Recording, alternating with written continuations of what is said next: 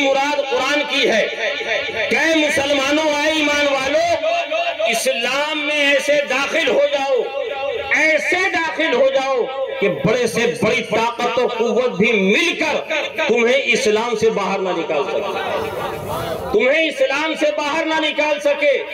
حضور صدر الافاضل رحمت اللہ علیہ اس آیت کریمہ کی تفسیر میں بیان کرتے ہیں کہ یہود و نصارہ کے یہاں جب بچہ پیدا ہوتا یا جب کوئی کنورٹ ہو کر ان کے مذہب کو اختیار کرتا، اپنے سابقہ مذہب پرانے مذہب کو چھوڑ کر عیسائیت کو اختیار کرتا، تو وہ ایک برتن میں پانی لاتے اور اس میں زرد رنگ گھول دیتے اور اس زرد رنگ میں بچے کو یا اس جوان کو نہلا دیتے اور کہتے کہ اب تم ہمارے رنگ میں رنگ چکے ہو، اب تمہارے اوپر باہر کا کوئی رنگ داخل نہیں ہوگا۔ قرآن نے اس کی مخالفت کری۔ حضور صدر الافاضل فرماتے ہیں اللہ تبارک و تعالیٰ نے قرآن عظیم میں یہی ارشاد فرمایا یا ایھا الذین آمنوا ادخلوا فی السلم کافہ، اے ایمان والو اسلام میں پورے داخل ہو جاؤ۔ مقصد یہ ہے، منشا یہ ہے، مراد یہ ہے، اے ایمان والو، اے مسلمانوں تم اسلام میں ایسے داخل ہو جاؤ کہ تمہارا ظاہر بھی اسلامی ہو جائے، تمہارا باطن بھی اسلامی ہو جائے، تم ظاہر سے بھی مسلمان نظر آؤ، تم باطن سے بھی مسلمان نظر آؤ۔ اور ایک صدی پہلے میرے امام نے اسی طرف اشارہ کر کے فرمایا تھا سونا جنگل رات اندھیری چھائی بدلی کالی ہے، سونے والوں جاگ رہیے چوروں کی رکھوالی ہے، آنکھ سے کاجل صاف چرا لے یا وہ چور بنا کے ہیں، ارے تیری گٹری تاکی ہے اور تیری واہ واہ زندہ باد اللہ اکبر۔ مسلک اعلیٰ حضرت عرص مجاہد ملت نبی رہے حضور صدر الافاضل حضور نجم العلماء۔ واہ واہ واہ واہ۔ تیری گٹھری تاکی ہے اور تیری نیند نرالی ہے۔ اور آپ جانتے ہیں ہمارے اور آپ کے پیارے آقا جناب محمد رسول اللہ صلی اللہ تعالیٰ علیہ وسلم نے مومن کی مثال کیسے دی ہے۔ آپ علماء کی بارگاہ میں جب زانو ادب طے کریں گے خدا کی قسم آپ کا ظاہر اور باطن دونوں نکھار دیں گے۔ یہ میرے آقا ارشاد فرماتے ہیں صحابہ کرام کا مقدس مجمع مسجد نبوی شریف کا صحن ہے۔ میرے آقا ارشاد فرماتے ہیں اے میرے پیارو، اے میرے جانی سارو، اے میرے غلاموں، کیا جانتے ہو مومن کی مثال کس درخت کی سی ہے؟ مومن کی مثال کس درخت کی سی ہے؟ حضرت عبداللہ ابن عمر رضی اللہ تعالیٰ عنہ وہاں تشریف فرما تھے۔ وہ فرماتے ہیں میں سرکار کا اشارہ سمجھ گیا مگر ادباً میں خاموش رہا۔ میں نے عرض کیا یا رسول اللہ صلی اللہ علیہ وسلم آپ ہی بیان کر دیجئے۔ کیا بات ہے، واہ واہ واہ واہ، آپ ہی بیان کر دیجئے۔ آقا ارشاد فرماتے ہیں مومن کی مثال کھجور کے درخت کی طرح مانند ہے۔ کیا بات ہے، زندہ باد، واہ واہ واہ واہ۔ سامنے ادھر آئیے۔ کھجور کے درخت کے کے درخت کے مانند ہے۔ آپ نے کھجور کا درخت دیکھا ہے؟ کھجور کا گاچھ جی آپ کے یہاں گاچھ کہتے ہیں، آپ نے دیکھا ہے نا کتنا خوبصورت ہوتا ہے، کتنا خوبصورت ہوتا ہے، اس کا پھول کتنا خوشبودار اور اتنا بڑا پھل۔ آپ کے اتر دریا پور میں ہے ایسا کوئی کھجور کا درخت ہے؟ نہیں۔ وہ اللہ کا بندہ کہہ رہا ہے جی وہ کہہ رہا ہے اتنا بڑا درخت پھل ہوتا ہے نا کھجور کا؟ نہیں۔ چھوٹا دیکھیے ماشاءاللہ۔ کھجور کے درخت سے مثال میرے آقا نے دی۔ اب یہاں پھر آپ کے ذہن میں بات آئے گی کہ اس ضروع زمین کے اوپر بے شمار درخت ہیں۔ اس ضروع زمین پر طرح کے درخت پائے جاتے ہیں۔ بڑا قیمتی درخت ہے، بڑا موٹا اور تازہ گھناور درخت ہے۔ اسی زمین کے اوپر چھوٹے مگر قیمتی درخت بھی پائے جاتے ہیں جن میں زعفران کا درخت بھی ہے۔ چھوٹا سا پھول نکلتا ہے کئی لاکھ روپیہ کلو وہ زعفران بکتی ہے۔ اگر لکڑی کے اعتبار سے آپ دیکھیں تو چندن کی لکڑی سب سے قیمتی لکڑی ہے۔ گھنے ہونے کے پھل کے اعتبار سے دیکھیں طرح طرح کے پھل کے درخت آپ کو مل جائیں گے، مگر میرے آقا جناب محمد رسول اللہ صلی اللہ تعالیٰ علیہ وسلم نے مومن کی مثال دی، مومن کی مثال دی تو چندن کے درخت سے نہیں دی، کیا بات ہے، واہ واہ، زعفران کے درخت سے نہیں دی، عام اور دوسرے درختوں سے نہیں دی، بلکہ آقا نے اگر مومن کی مثال دی ہے کھجور کے درخت سے دی ہے۔ آخر اس میں سے کون سی حکمت پوشیدہ ہے، کون سے راز پنہا ہے؟ جب ہم نے علماء کرام کی بارگاہ میں زانو ادب طے کیا تو ہم نے تین باتیں جو موٹی موٹی ہمارے ذہن میں آئیں، جو علماء سے ہم نے سیکھی، تین مثالیں، تین باتیں۔ ایک، جب موسم بہار جاتا ہے، جب بہاروں کا موسم جاتا ہے، خزاں کا پتجھڑ کا موسم آتا ہے، ہر درخت کے پتے گر جاتے ہیں، سارے درخت کملا جاتے ہیں، مرجھا جاتے ہیں، مگر کھجور کے درخت کو دیکھیے جیسا وہ مئی جون کی تپتی ہوئی گرمی میں کھڑا ہوا ہے، جیسے وہ دسمبر کی سردی سرد راتوں میں کھڑا ہوا ہے، ایسے ہی مئی جون کے لو کے تھپیڑوں میں بھی کھڑا ہوا ہے۔ بے شک بے شک، آقا نے ارشاد فرمایا مومن کی مثال، یہ سردی گرمی فضا اور خزاں دونوں کو برداشت کرتا ہے، یہی مثال تو مومن کی ہے، یہی مثال تو مسلمان کی ہے۔ آج 1400 سالہ تاریخ کا آپ جائزہ لیجئے، مجاہد ملت رحمت اللہ علیہ کا عرس ہے، ذرا کچھ سیکھ کر یہاں سے جائیے، کچھ حاصل کر کے جائیے، اپنی 1400 سالہ تاریخ کا آپ ذرا بغور مطالعہ کیجئے۔ اگر اتنا وقت نہ ہو، ہر ہاتھ میں موبائل ہے، گوگل پہ جا کر یوٹیوب پہ جا کر سرچ کیجئے گا مسلمانوں کے اوپر کیسے کیسے ظلم ڈھائے گئے ہیں۔ کبھی کربلائے معلیٰ کی تاریخ آئی ہے، کبھی ہلاکو خان اور چنگیزیوں نے مسلمانوں کو قتل کیا ہے، کبھی اسی بھارت کی زمین پر اگر قریب کے 30-40 سال کا جائزہ لیجئے، سن 1980 کا دور ہے، مراد آباد کی زمین ہے، ہزاروں مسلمانوں کو قتل کیا گیا۔ سن 1989 کی تاریخ ہے، بھاگلپور میں ہزاروں مسلمانوں کو قتل کیا گیا۔ سن 1991 میں بجنور میں ہزاروں مسلمانوں کو قتل کیا گیا۔ بابری مسجد کی شہادت کسے یاد نہیں؟ سن 1992 میں بابری مسجد کو شہید کر کے پورے ملک کی فضا میں آگ لگا دی گئی۔ سن 2000 اور 2002 کی تاریخ کون بھول سکتا ہے؟ گجرات کے ہندو سنگٹھنوں کی تلوار اور ترشیلوں پر مسلمانوں کے کمسن بچوں کی تصویریں اور وہ ظلم کے ننگے ناچ کرتی ہوئی تصویریں نظر آ رہی تھیں۔ کیا آپ نے نہیں دیکھا 2012 اور 13 میں مظفر نگر میں مسلمانوں کے لیے کیا کرا گیا؟ 2020 میں دلی کے فسادات کیا آپ کو یاد نہیں؟ ابھی تازہ چند مہینہ پہلے تریپورہ کے مسلمانوں پہ ظلم جو ڈھائے گئے، کیا آپ نے نہیں دیکھا؟ سب آپ نے دیکھا، مگر کیا بات ہے، پوری دنیا کی طاقتیں، ہندوستان ہو، افغانستان ہو، ایران ہو، عراق ہو، شام ہو، لیبیا ہو، یا مسلمانوں کا کوئی بھی خطہ ہو، جہاں دیکھیں مسلمانوں کو مارا جا رہا ہے، جہاں دیکھیں مسلمانوں پر بم برسائے جا رہے ہیں، جہاں کی زمین کو دیکھیے مسلمانوں کے خون سے لال کی جا رہی ہے، مگر یہ مسلمان ہے۔ اگر دوسری قوم ہوتی اب تک سرنڈر کر دیتی، دوسری قوم ہوتی، دوسرے مذہب کے لوگ ہوتے اب تک گھٹنوں پہ آ جاتے، مگر یہ مسلمان ہیں، یہ اسلام کے ماننے والے ہیں، یہ پیغمبر اسلام کے چاہنے والے ہیں، یہ پیغمبر اعظم کے دیوانے ہیں۔ دن با دن بڑھتے چلے جا رہے ہیں، ظلم کے پہاڑ توڑے جا رہے ہیں، مگر یہ اٹھ کھڑے ہوتے ہیں، ظلم ان پر ڈھائے جاتے ہیں، مگر یہ پھر بھی کھڑے ہو جاتے ہیں۔ ان کی ہریالی میں کیا بات ہے، کیا بات ہے، ان کی ہریالی میں کوئی فرق نہیں آ رہا ہے۔ 1400 سال گزر گئے، فرق نہیں آ رہا ہے۔ ارے فرق اس کی ہریالی میں آئے جو ہریالی دنیا دار سے لے۔ کیا بات ہے، ہریالی دنیا دار سے ملے، ہمیں تو مدینے کے تاجدار سے ملی ہے، اس کے گنبد خضرا سے ملی ہے۔ مسلمانوں کو ہریالی اور سبزہ جو ملا ہے گنبد خضرا کے سب۔ نعرہ تکبیر، نعرہ رسالت، عرس مجاہد ملت، مذہب اسلام، نعرہ حیدری۔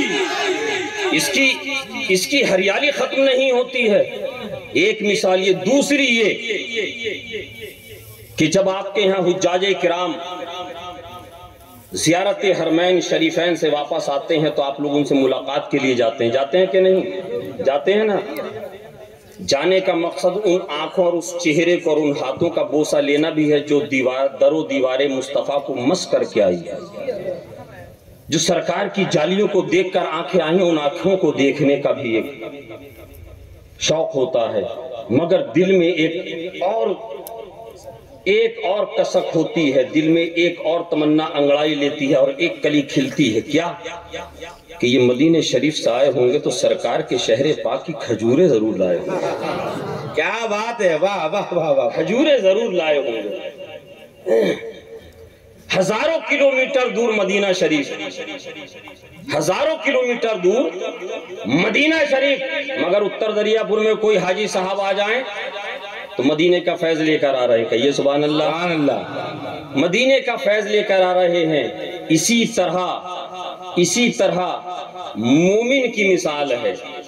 مومن مسلمان پیدا ہوتا ہے جیلان کی دھرتی پر، کیا بات ہے، مگر جب وہ بغداد کے منصب ولایت پہ فائز ہوتا ہے تو پوری دنیا میں فیض جاری ہوتا ہے۔ کیا بات ہے، واہ واہ۔ مومن پیدا ہوتا ہے سنجر کی زمین پر، مگر جب اجمیر معلیٰ سے دہلی کا سفر کرتا ہے تو ایسا فیض بانٹتا ہے، 1 2 نہیں، 10 20 ہزار نہیں، 90 لاکھ کو مصطفیٰ کا غلام بنا، 90 لاکھ کو کلمہ پڑھا کر گزر گیا۔ کیا وجہ تھی؟ 90 لاکھ مسلمان ہو گئے۔ ان کے یہاں کیا کوئی لوٹے والی جماعت گئی تھی؟ کیا ان کے یہاں کسی نے 40 دن کا چلہ کیا تھا؟ نہیں، انہوں نے اسلام بتایا نہیں تھا، میرے غریب نواز نے اسلام بتایا نہیں تھا، بلکہ اپنے سراپا اور کردار میں اسلام کو دکھایا، اپنے کردار سے اسلام کو دکھایا تھا۔ دوسری مثال، مسلمان کا فیض دور دور تک پہنچتا ہے۔ تیسری اور آخری مثال، کھجور کے درخت جو کہ پھل کے اعتبار سے بڑا میٹھا ہوتا ہے، ایسے ہی مومن کا اخلاق بڑا اعلیٰ اور عمدہ ہوتا ہے۔ یہ مومن کی پہچان ہے، یہ مومن کی پہچان ہے۔ بد خلق، گالی گلوچ کرنے والا اور زبان پہ سے نازیبا کلمہ ادا کرنے والا مسلمان ہو سکتا ہے مگر مومن نہیں ہو سکتا۔ میرے آقا نے فرمایا اب وہی درخت ہے، اگر سلیقے کے ساتھ اس سے پھل حاصل کریے گا، پیار اور محبت کے ساتھ پھل لیجئے گا تو پھل دے رہا ہے، اور اگر کوئی الجھنے کی کوشش کرے، واہ واہ واہ، اس کے پتوں کو رب نے ایسا بنایا ہے، ایسا سنوارا ہے کہ وہ اپنے سے الجھنے والے کے لیے تلوار کا کام کرتا ہے۔ یہی مومن کا، مسلمان کا تیور اور کردار ہے، جو محبت سے، جو پیار سے اس سے فیض حاصل کر لے، اس کے لیے تو وہ کھجور کی طرح شیریں اور میٹھا ہے۔ مگر جو اس سے الجھنے کی کوشش کرتا ہے، چاہے وقت کا ہلاکو خان ہو، چاہے وہ وقت کا ہلاکو خان ہو یا پرتھوی راج چوہان ہو، خواجہ کی جوتیاں اس کی عقل ٹھکانے لگا دی۔ کیا بات ہے، زندہ باد زندہ باد، واہ واہ۔ خواجہ کی جوتیاں عقل کو اس کے ٹھکانے لگا دیتی ہیں، حواس باختہ کر دیتی ہیں۔ یہ مثال ہے مومن کی، پیار سے لیو، پریم سے لیو۔ اور آج یہی وجہ ہے کہ ہم مسلمان ضرور بن گئے، ہم مسلمان گھر میں ضرور پیدا ہو گئے، مگر ہم نے اپنے ظاہر اور باطن کو ویسا نہیں کیا جیسا ہمارا مذہب ہم سے مطالبہ کرتا ہے۔ آپ ذرا تاریخ کو پڑھیے، آپ ذرا تاریخ کا مطالعہ کیجئے۔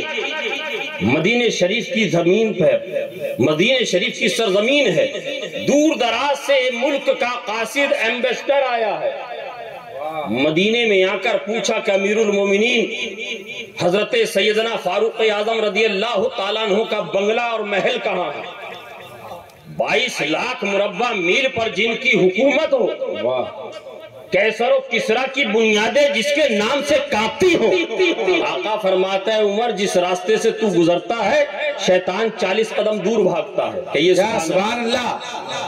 सोचा इतनी बड़ी शान के खलीफा है तो बड़े महल में बड़े तुझको इहतिशाम के साथ रहते होंगे। मदीने में दाखिल होकर मदीने के लोगों से पूछा है लोगों जरा बताओ तुम्हारे खलीफा अमीरुल मोमिनीन कहाँ मिलेंगे, उनका महल उनका मकान कौन सा है। सर से पांव तक देखा, कहा बाहर से आए हो, कहा कि हाँ। कहा जाओ मस्जिद नबवी शरीफ चले जाओ, मस्जिद नबवी शरीफ चले जाओ, वहां मालूम कर लेना किसी से बता देगा उमर कौन है, बता देगा उमर कौन है। मस्जिद नबवी शरीफ में हाजिर हुए, पहुंचे, देखा कुछ लोग मस्जिद नबवी शरीफ को साफ कर रहे हैं, झाड़ू लगा रहे हैं, चंद लोग नजर आ रहे हैं। पूछा, देखा नहीं था कभी, व्हाट्सएप और फेसबुक का जमाना नहीं कि पहुंचने से पहले तस्वीर पहुंच जाए मौलाना अख्तर जियाई साहब की। स्टेशन गाड़ी बाद में पहुंची है, मौलाना अख्तर जियाई साहब मोबाइल के जरिए पहले, रिसीव करने वाले पहले वहां मौजूद हैं। बताने की जरूरत नहीं कि मैं कौन हूं। अस्सलाम वालेकुम हजरत, आप ही को लेना है, फूल और माला, नारे तकबीर, नारे रिसालत इस्तक़बाल। फारूक आजम रज़ी अल्लाह ताला अन्हु को ढूंढने के लिए पहुंचे, कहा कि भाई मैं फला मुल्क से आया हूं, वहां का कासिद हूं, शाही पैगाम और परवाना लेकर आया हूं, हजरत फारूक आजम से मिलना है, उमर से मिलना है। मस्जिद में चारों तरफ देखा, किसी कोने में नजर नहीं है। कहा कि एक काम करो, मस्जिद के बाहर वो जो बाग नजर आ रहा है, चंद दरख्त नजर आ रहे हैं, वहां जाकर देखो, वहां जाकर देखो, वहां मिल जाए शायद। जब वो वहां पहुंचा तो देखा कि एक शख्स, दोपहर का वक्त है, जमीन पर ना कोई बिस्तर है, ना कालीन है, ना तकिया है, यूं ही पत्थर और रेत की जमीन पर लेटे हुए हजरत उमर फारूक हैं। सर के नीचे नर्म और नाजुक तकिया नहीं है बल्कि एक पत्थर का टुकड़ा है। जिस दरख्त के नीचे हजरत फारूक आजम आराम करने के लिए लेटे हैं, जिस वक्त लेटे होंगे मुमकिन है कि ये सोचकर और ये देखकर लेटे होंगे कि दरख्त की छांव यहाँ है, मगर जब आंख लगी तो देखा कि सूरज जब आगे बढ़ गया तो वो छांव भी आगे निकल गई। चेहरे के ऊपर सूरज, दोपहर के सूरज की तमाज़त और उसकी किरणें पड़ने लगी, चेहरा पसीने पसीने हो गया। हत्ता के दाएं तरफ जो जमीन से हिस्सा लगा हुआ था पसीने से शराबोर है, और जमीन की मट्टी और रेत आपके रुखसारों पर लगी हुई, आपके रुखसार पर लगी हुई। उठाया, उठाने के बाद जिस मकसद के तहत आए थे अर्ज किया, कहा कि उमर मैं तो जाता हूं, मैं जा रहा हूं, मगर मैंने सुना था कि तुम्हारे नाम से कैसर और किसरा की दीवारें कांपा करती हैं। उमर ये क्या मामला, ये कौन है? ये हजरत सैयदना फारूक आजम है, ये इस्लाम के दूसरे खलीफा हैं, जिनके नाम से कैसर और किसरा की दीवारें कांपा करती हैं। जब आपने लश्कर भेजा है शाम और फिलिस्तीन में, हजरत अबू उबैदा इब्न जर्राह है, हजरत साद इब्न अबी वकास है, जब वहां के यहूदियों और ईसाइयों ने देखा कि हम मुसलमानों का ताक़ुब नहीं कर सकते, उनका मुकाबला नहीं कर सकते, तो उन्होंने एक अमन का परचम बुलंद किया और कहा कि हम इस्लामी जर्नीलों से और इस्लाम के फौज के अफसरों से मुलाकात करना चाहते हैं। मुलाकात के लिए सहाबा इकराम तशरीफ ले गए। उधर से यहूदी ईसाई पादरी हैं, शहर के रसूखदार हैं, रोसा हैं, जमींदार हैं, फौज के बड़े बड़े आला अधिकारी हैं। कहा कि हम आपसे जंग नहीं करना चाहते, हम आपसे अमन चाहते हैं। कहा क्या चाहते हो? कहा कि हम ये चाहते हैं कि हम आपकी हुकूमत के साथ मिलकर अपनी हुकूमत कायम करें, और हम ये चाहते हैं कि शहर के खजानों और इस शहर के किले की चाबी आपके खलीफा के हाथ में देंगे, मगर उसके लिए हमारी शर्त ये है कि उनको यहाँ आना पड़ेगा, उनको यहाँ आना पड़ेगा। हजरात आप जानते हैं कि आपके यहाँ म्युनिसिपल कारपोरेशन के इलेक्शन अगर कोई जीत जाए, कोई मुखिया का इलेक्शन जीत जाए, एक मुखिया बनने के बाद उसके साथ 50 बॉडीगार्ड होते हैं। 50 आगे पीछे घूमने वाले उसके लोग हुआ करते हैं, उसके नाज और नाम को बर्दाश्त करने वाले लोग हुआ करते हैं। ये जरा से दुनियादार, ये जरा से म्युनिसिपल कॉर्पोरेशन के मेंबर और ये एक पंचायत इलेक्शन को जीतने वाले मुखियाओं का हाल है। मगर 22 लाख मुरब्बा मील पे हुकूमत करने वाले सैयदना फारूक आजम को मेरे दोस्तों मुलाहिजा करो। मैं चाहता हूं और मैं आपसे अर्ज करके जाऊंगा कि आप हजरत फारूक आजम रज़ी अल्लाह ताला अन्हु को खुद भी पढ़ें और अपने बच्चों को भी पढ़वाएं, ताकि इस्लाम और मजहब इस्लाम से सच्ची वफादारी के जो दर्स आपको रसूल पाक सल्लल्लाहु ताला अलैहि वसल्लम के सहाबा और वफादारों से मिल जाएंगे, वो दुनियादारों के पास नहीं मिलेंगे। क्या बात है, वाह वाह। फारूक आजम के बारे में जब ये शर्त सुनी सहाबा किराम ने फौरन तेज सवार रफ्तार सवारी पर कासिद को बिठाकर एक परवाना दारुल हुकूमत मदीना शरीफ रवाना किया और कहा कि जाकर फारूक आजम को ये खत दो और कहना कि हुजूर जल्द से जल्द तशरीफ लाएं, कहीं ऐसा ना हो इनका इरादा तब्दील हो जाए और फिर जंग की नौबत आ जाए। कासिद ने जाकर वो पैगाम दिया। हजरत फारूक आजम रज़ी अल्लाह ताला अन्हु ने मुलाहिजा फरमाया, देखा, पढ़ा। आज आप अंदाजा कीजिए, जिसकी हुकूमत 22 लाख मुरब्बा मील पर हो, जिसकी हुकूमत 22 लाख मुरब्बा मील पर हो, जब वो अमीरुल मोमिनीन खलीफतुल मुस्लिमीन जब अपने सवारी और अपने काफिले के साथ चलेंगे, कैसे कैसी कैसी कैसी शान के साथ होना चाहिए उनको। मगर तारीख बताती है, मगर हिस्ट्री बताती है, अपने गुलाम असलम से कहा, ऐ असलम, हम किसी सरकारी सवारी पे नहीं जाएंगे, हम सरकारी खर्चे पर भी नहीं जाएंगे, इसलिए कि उमर को तलब किया गया है, उमर को बुलाया गया है। मेरी ख्वाहिश ये है कि अगर तुम मेरे साथ चलना चाहो तो चल सकते हो, अगर तुम्हारा इरादा ना हो तो ना चलो। असलम ने कहा, गुलाम ने कहा कि हुजूर मैं चलने को तैयार हूँ, जहाँ आप चलिएगा, जहाँ हमारा आका होगा वहाँ पीछे पीछे गुलाम भी चलेगा। कहा कि असलम एक बात सुन लो, मेरे साथ सफर करोगे, मेरी एक शर्त है, वो शर्त ये है, सवारी के लिए जानवर एक होगा, पूरे रास्ते सवारी पे सवार फकत मैं नहीं रहूंगा, बल्कि एक मंजिल तक मैं सवारी पे सवार रहूंगा, फिर थोड़ा आराम करेंगे, अगली मंजिल तक तुम मैं घोड़े की लगाम पकड़ूंगा। इस तरीके से चलना हो तो मेरे साथ चलने को चलो। तो असलम ने कहा था, हुजूर जमाना क्या कहेगा, दुनिया क्या कहेगी, गुलाम आका की सवारी की नकेल और लगाम पकड़ कर चले तो कोई बात नहीं, उसकी इज्जत और तौकीर में इजाफा होगा, मगर आका गुलाम की सवारी अगर लेकर चलेगा, नकेल पकड़ के चलेगा तो गुलाम क्या करेगा। कहा कि असलम मेरे साथ चलना है तो चलो, वरना तुम रुक सकते हो, मैं जा रहा हूँ। गुलाम ने कहा, मुझे हुजूर की शर्त मंजूर है। साथ में चल दिया, साथ में हजरत फारूक आजम के चल दिया। हजरत फारूक आजम जा रहे हैं, साथ में गुलाम भी है। एक मंजिल आप सवार होते हैं, दूसरी मंजिल गुलाम सवारी पे सवार है। जब गुलाम सवार होता, हजरत फारूक आजम नकेल पकड़ लेते, रस्सी को लगाम को पकड़ लेते, और जब हजरत फारूक आजम सवार होते तो गुलाम नकेल और रस्सी को पकड़ लेता, लगाम को थाम लेता। मुसलमानों, अल्लाह की रहमतें झूम कर बरसी, रब की रहमतें झूम कर बरसी। मेरे सैयदना फारूक आजम रज़ी अल्लाह ताला अन्हु अभी मुल्क की सरहदों में दाखिल नहीं हुए थे कि आसमान से एक बादल का आया और बरस कर चला गया, गोया के उस जमीन की आलूदगी और गंदगी को धोकर चला गया।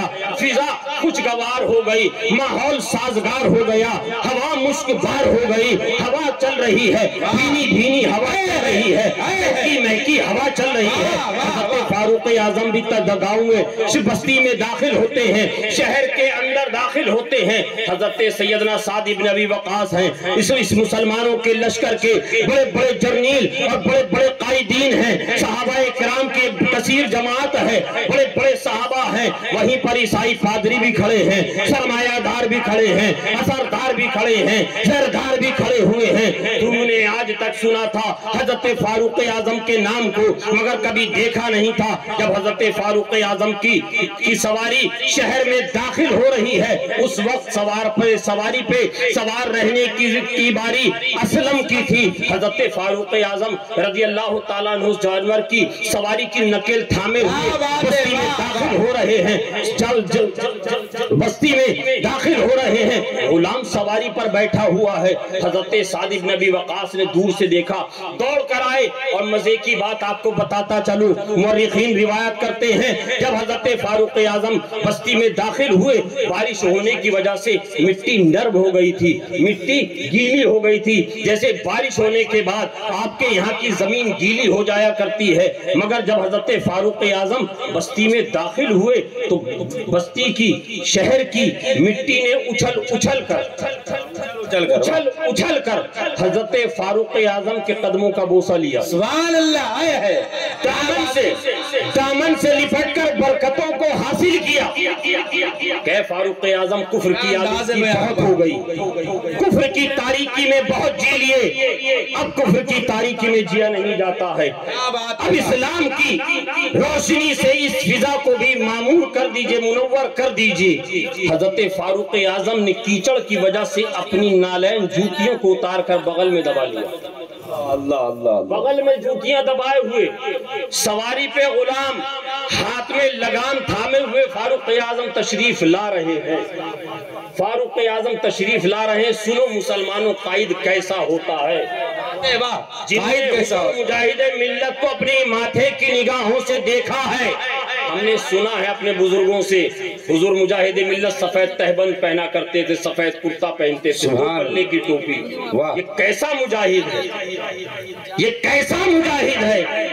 آج تو حال یہ ہے کہ بزرگوں کے نام کی روٹیاں توڑنے والے بڑے بڑے قیمتی لباس، شایان شان لباس پہن کر گھوم رہے ہیں۔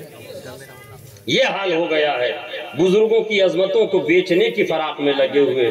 اللہ ماشاءاللہ، اللہ بچائے ایسے لوگوں سے۔ یہ حضرت فاروق اعظم رضی اللہ تعالیٰ عنہ ہیں۔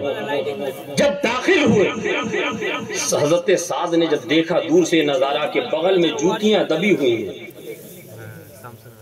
سواری پہ غلام اسلم بیٹھا ہوا ہے، نکیل حضرت فاروق اعظم کے ہاتھ میں ہے، دوڑ کر قریب پہنچے، اور جو لباس حضرت فاروق اعظم زیب تن فرمائے ہوئے تھے اس پر چمڑے کے پیبند لگے ہوئے تھے۔ امیر المومنین جسم کے اوپر پیبند والا لباس پہن کر اللہ اکبر داخل ہوتے ہیں شام اور فلسطین کی سرحدوں میں۔ حضرت سعد دوڑ کر آئے، عرض کرتے ہیں حضور چند لمحوں کے لیے خیمے میں تشریف لے چلیے، کیا بات ہے، ہمارے خیمے میں تشریف لے چلیے۔ اے سعد، کیا بات ہے، کیا معاملہ ہے؟ کہا حضور آپ کے لباس کے اوپر کتنے پیبند لگے ہوئے ہیں، آج تک عیسائیوں کے پادریوں نے اور عیسائیوں کے بڑے بڑے سرداروں نے جو آپ کے نام سے لرزہ برندام ہیں، جو کانپ رہے ہیں، آج تک آپ کو دیکھا نہیں ہے۔ آپ کے قدموں میں کیچڑ لگی ہوئی ہے، لباس پہ کیچڑ لگی ہوئی ہے، لباس پیبند سے سلا ہوا ہے، لباس پر پیبند لگے ہوئے ہیں۔ حضور چند لمحوں کے لیے چلیے، ہاتھ منہ دھو کر غسل کر لیجئے، لباس چینج کر لیجئے، اگر نہیں لائے ہیں ہمارے پاس لباس ہے، آپ پہن کر شایان شان شہر میں داخل ہوں، تاکہ ان لوگوں کے دلوں پر اسلام اور امیر المومنین کی دھاک مزید بیٹھ جائے۔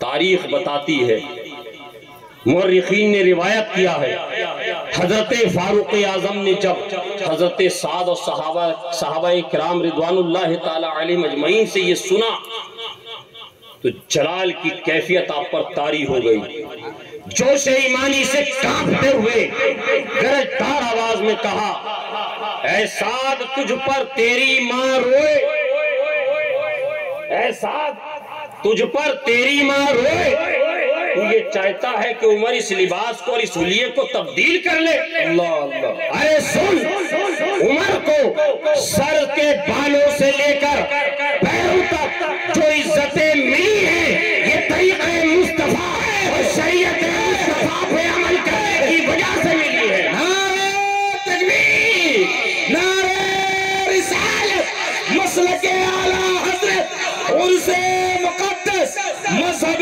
اسلام، ذات فاروق اعظم، نعرہ حیدری، شریعت مصطفیٰ اور طریقہ مصطفیٰ پہ عمل کرنے کی وجہ سے ملی ہے۔ فرمان کبھی نہیں بھولتا جب عمر جانور چرانے کے لیے میدانوں میں جاتا تھا اور عمر کے باپ آ کر کمر پر میرے ضرب لگا کر کہتے تھے عمر تجھے تو جانور چرانے نہیں آتے تو زندگی میں کیا کرے گا؟ اے عمر تجھے جانور چرانے کا طریقہ اور سلیقہ نہیں آتا تو زندگی میں کیا کرے گا؟ آج یہ جو شان و شوکت مسلمانوں کی اور اسلام کی دیکھ رہے ہو یہ اس عمر کی وجہ سے نہیں ہے بلکہ رسول پاک صلی اللہ تعالیٰ علیہ وسلم کے طریقے پہ عمل کرنے کی وجہ سبحان اللہ زندہ باد زندہ باد مصطفیٰ پہ۔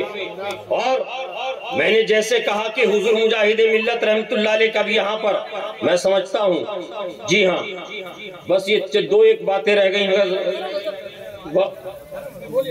کہہ دیجئے سبحان اللہ۔ میں آپ لوگوں پر زبردستی مسلط ہونے کے لیے نہیں بیٹھا ہوں، کبھی آپ لوگ یہ سوچیں کہ حضرت اب بیٹھ گئے ہم کہہ بھی نہیں سکتے ہے نا۔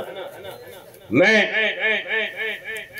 جو باتیں آپ تک پہنچانا چاہ رہا ہوں انشاءاللہ تبارک و تعالیٰ آپ آج نہیں تو بعد میں محسوس کریں گے۔ حضور مجاہد ملت کی اس عرس کی تقریب میں ہم اور آپ بیٹھے ہیں۔ یہ حضور مجاہد ملت ہم نے اپنے بزرگوں سے سنا کہ جس وقت حضور مجاہد ملت مراد آباد جامع نعیمیہ میں زیر تعلیم تھے حضور صدر الافاضل کی بارگاہ میں، اور حضور مجاہد ملت کی ذات تو وہ ذات ہے جو علم ظاہری اور علم باطنی یعنی جس کو شریعت اور طریقت کے مجموعے کا نام حضور مجاہد ملت ہے۔ جہاں آپ شریعت کی بات کریں گے علم ظاہری کی بات کریں گے جہاں حضور مجاہد ملت کے استاد حضور صدر الافاضل ہیں وہیں حضور صدر الشریعہ، اور جہاں طریقت کی بات آئے گی تو وہاں بریلی اور کچھوچا دونوں آنکھوں کا نور ہے۔ سبحان اللہ۔ اس مجموعے کا نام حضور مجاہد ملت۔ حضور مجاہد ملت جامع نعیمیہ میں زیر تعلیم ہے۔ ہمارے حافظ جنید صاحب مراد آباد بارہا جاتے ہیں۔ مراد آباد شہر میں جب ٹرین آپ کی گاڑی داخل ہوگی تو ایک ندی پڑتی ہے جس کو گنگا کہا جاتا ہے۔ گنگا بالکل بائیں جانب اسی سے متصل حافظ صاحب کا ایک مزار ہے، بہت پائے کے بہت بڑے بزرگ قطب مراد آباد حضرت حافظ صاحب کہ یہاں پروگرام کے لیے کچھ لوگ حضور صدر الافاضل رحمت اللہ علیہ کی بارگاہ میں پہنچے، کہا حضور فلاں دن ایک پروگرام حافظ صاحب کی زیارت پہ آستانے پر ہم لوگ کرنا چاہتے ہیں، اور حضور ہم لوگوں کی خواہش اور پورے محلے کی خواہش یہ ہے کہ اس میں آپ تشریف لائیں، آپ کا بیان ہے۔ آپ نے فرمایا کہ اس تاریخ میں میں تو نہیں رہوں گا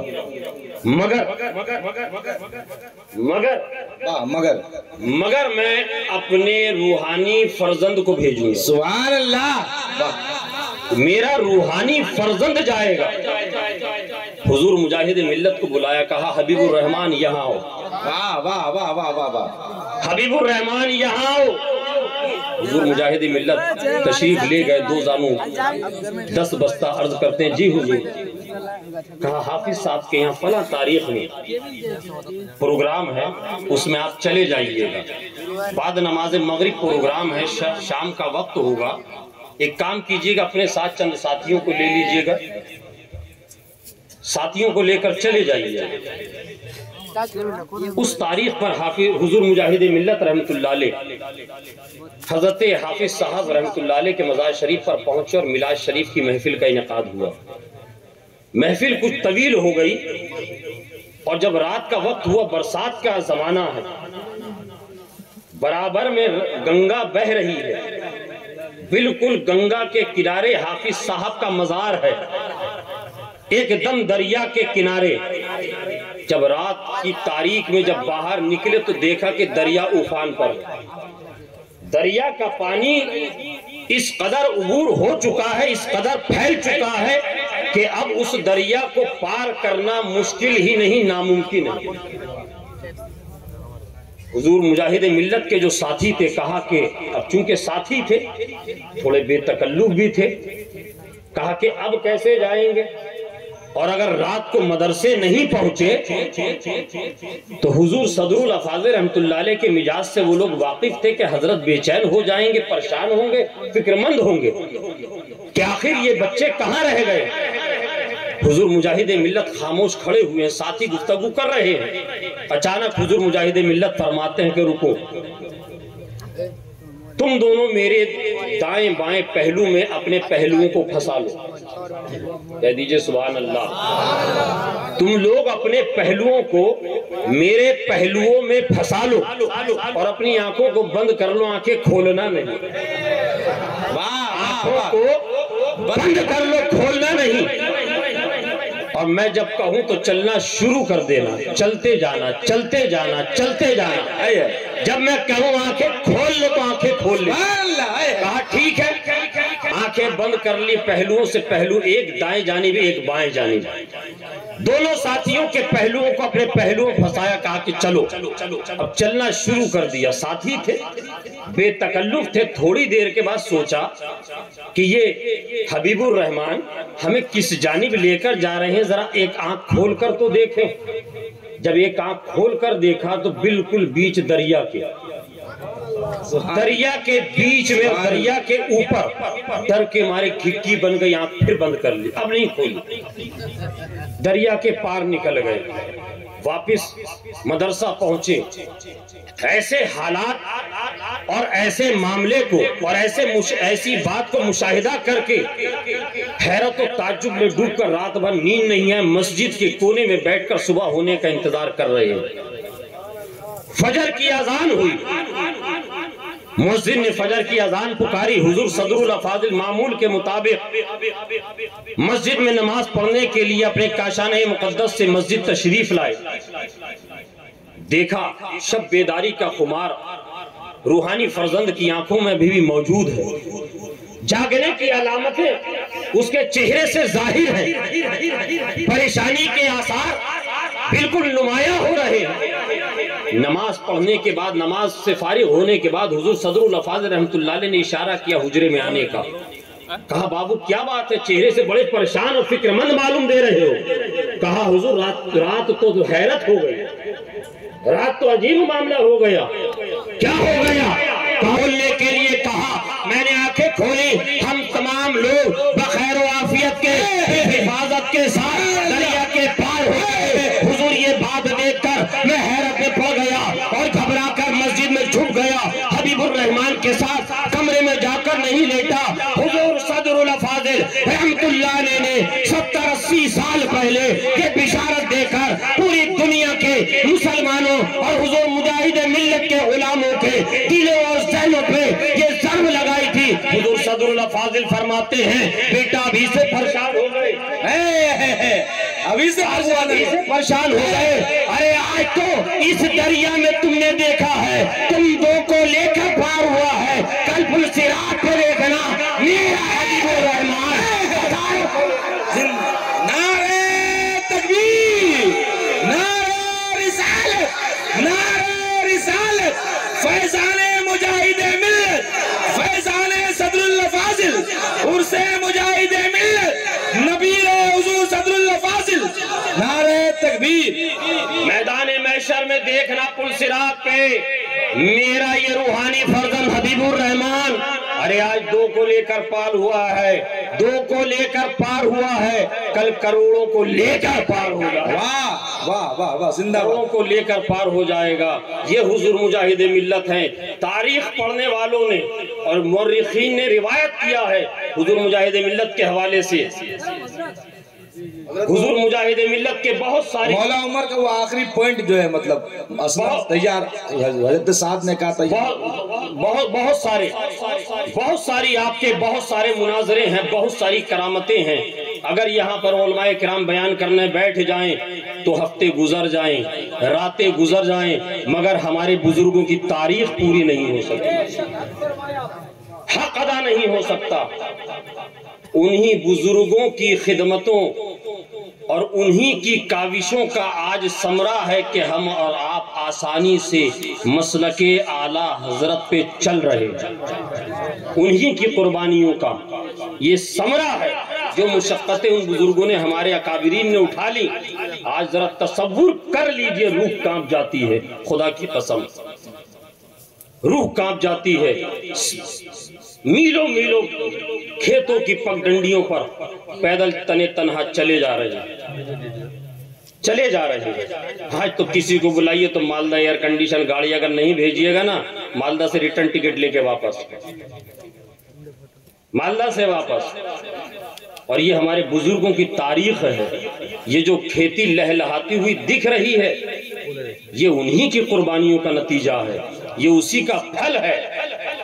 حضور مجاہد ملت کے بہت سارے واقعات اور کرامات آپ نے سنے، پڑھے، مگر ایک اختصار کے ساتھ حضور مجاہد ملت کا ایک مناظرہ بہت اختصار کے ساتھ آپ سماعت کر لیں۔ زیارت حرمین طیبین کے لیے جب حضور مجاہد ملت تشریف لے گئے، اور الحمدللہ یہ ہمارے بزرگوں سے ہم نے حضور مولانا اختر ضیائی صاحب، حضور صدر اللہ فاضل رحمۃ اللہ علیہ کے بارے میں بھی اپنے بزرگوں سے سنا اور پڑھا کہ جب سے یہ حجاز مقدس سعودی عرب ہو گیا اور یہاں پر وہابیوں کا تسلط قائم ہوا اور وہاں پر امام ان کے عقیدے کا آ گیا، تب سے ہمارے بزرگوں نے حرمین طیبین میں باجماعت نماز پڑھنا ان کے پیچھے تک کر دیا۔ نماز پڑھتے ہیں، باجماعت پڑھتے ہیں، آج بھی پڑھتے ہیں، علل اعلان پڑھتے ہیں اور قیامت تک پڑھتے رہیں گے۔ حضور مجاہد ملت بھی پہنچے، جب ظہر کا وقت گزر گیا، حضور مجاہد ملت نے امام حرم کے پیچھے نماز نہیں پڑھی۔ اتفاق سے وہاں کے مفتی اعظم کو اس بارے میں پتہ چلا، وہ پہنچ گیا مجاہد ملت کے پاس۔ حضور مجاہد ملت کے پاس پہنچ کر کہنے لگا، مولانا صاحب آپ بھی عجیب آدمی ہیں، آپ بھی عجیب ہیں، ہمارے امام کے پیچھے نماز نہیں پڑھتے ہیں، اپنی جماعت الگ کرتے ہیں۔ اس پر آپ نے سنا ہے کہ کئی مرتبہ حضرت کو سزا بھی ہو گئی، وہاں پر بڑی بڑی سخت صحبتوں سے بھی گزرنا پڑا۔ حضور مجاہد ملت فرماتے ہیں، آپ مفتی اعظم مکہ ہیں اور عجیب کمال کی بات کرتے، ایک طرف تو ہمیں مشرک کہتے ہیں اور دوسری طرف ہم سے یہ پوچھ رہے ہیں کہ ہمارے امام کے پیچھے نماز کیوں نہیں پڑھتے؟ آپ کو تو پہلے ایمان کی دعوت دینا چاہیے۔ حواس باز تھا، آ گیا۔ حضور مجاہد ملت فرماتے ہیں، اچھا یہ بتائیے آپ ہمیں مشرک کیوں کہتے ہیں؟ آپ ہمیں مشرک کیوں کہتے ہیں؟ کہا کہ بہت ساری باتیں ہیں، اگر موٹی موٹی چند ایک باتیں سمجھنی ہے تو یہ کیوں سمجھ لیجئے کہ آپ جیسے اولیاء انبیاء کے وسیلے کے قائل ہیں، ہم لوگ اس کو نہیں مانتے۔ کہا کہ بھئی آپ کے نزدیک وسیلہ کیا ہے، اس کی تعریف کر دیجئے۔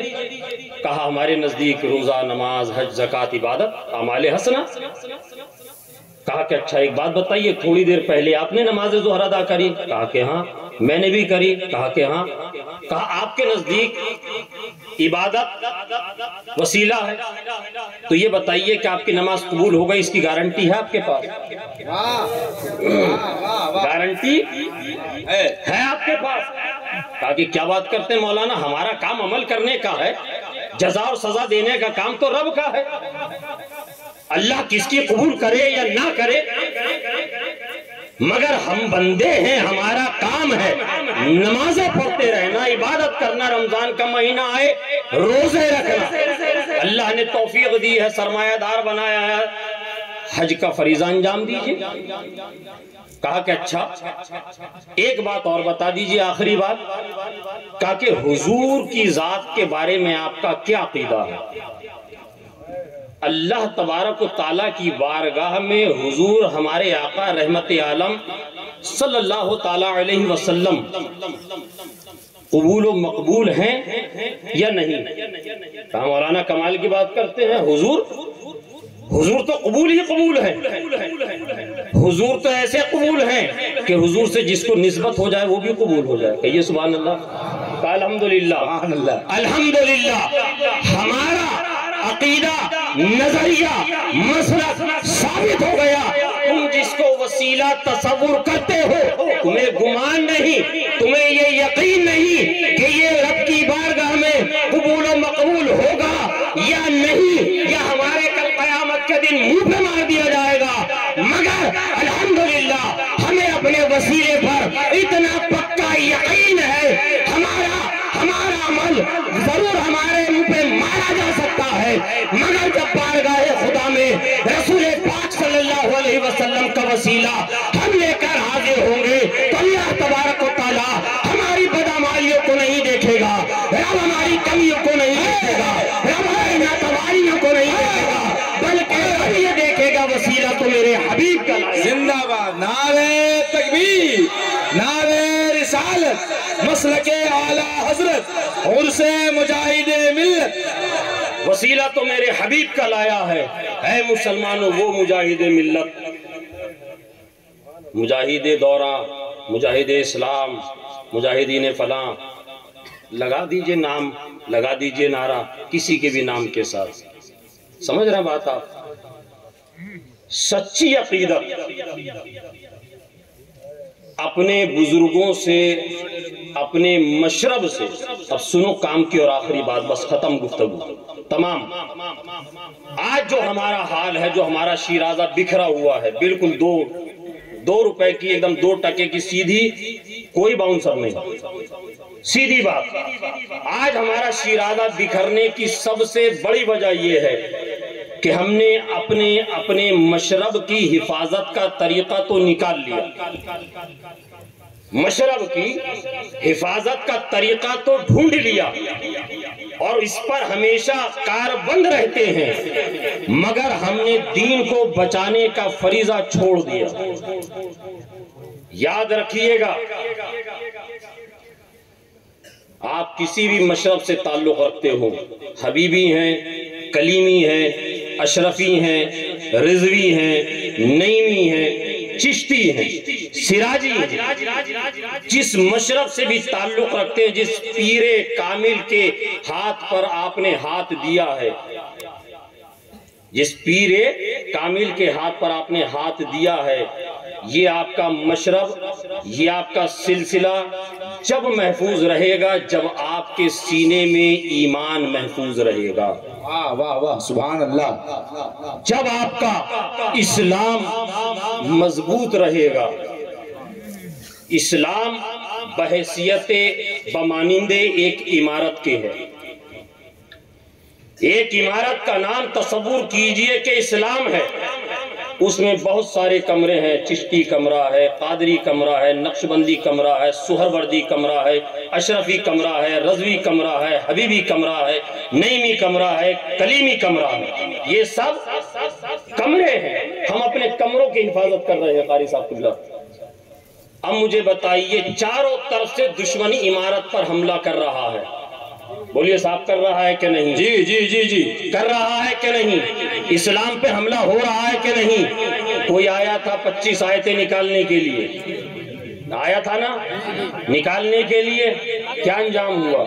کوشش تو کری, ایک شوشہ تو چھوڑ گیا, فتنہ تو برپا کر گیا. آج کیا ہو رہا ہے؟ جب چاروں طرف سے اس عمارت پہ حملہ ہوگا, اسلام پر حملہ ہوگا, جب عمارت ہی نہیں رہے گی تو ہم اپنے نعیمی کمرے کو بچا کر کیا کریں گے؟ کیا بات ہے, واہ واہ. حبیبی کمرے کو بچا کر کیا کریں گے؟ رضوی کمرے کو بچا کر کیا کریں گے؟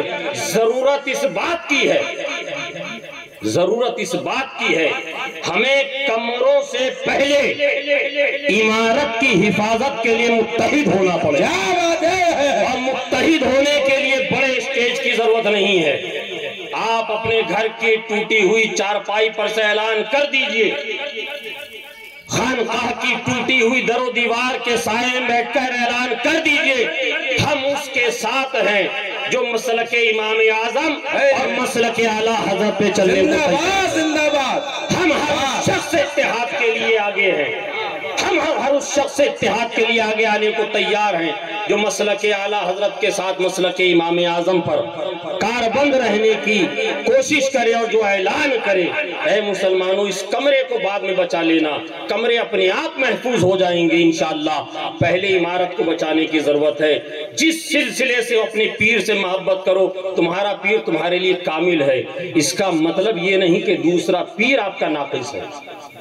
تمام سادات سے علماء سے محبت کرو، انشاءاللہ تبارک و تعالی سادات کرام مشایخ اعظام علماء کرام سے جب آپ محبت کریں گے تو آپ کو ایک چیز کی میں گارنٹی اور ضمانت دے کر جا رہا ہوں کہ آپ کبھی بدعقیدہ نہیں ہوں گے۔ جب آپ بدعقیدہ نہیں ہوں گے اپنے مشرب پہ قائم رہیں گے تو انشاءاللہ آپ کا خاتمہ بالخیر ایمان پر ہوگا۔ اللہ تبارک و تعالی ہمیں اور آپ کو کہنے سے زیادہ عمل کی توفیق عطا فرمائے اور بزرگان دین مشایخ طریقت سے سچی محبت کی توفیق عطا فرمائے، آمین۔ استغفر اللہ ربی من کلی ذنب و توب الیہ، وآخر الدعوہ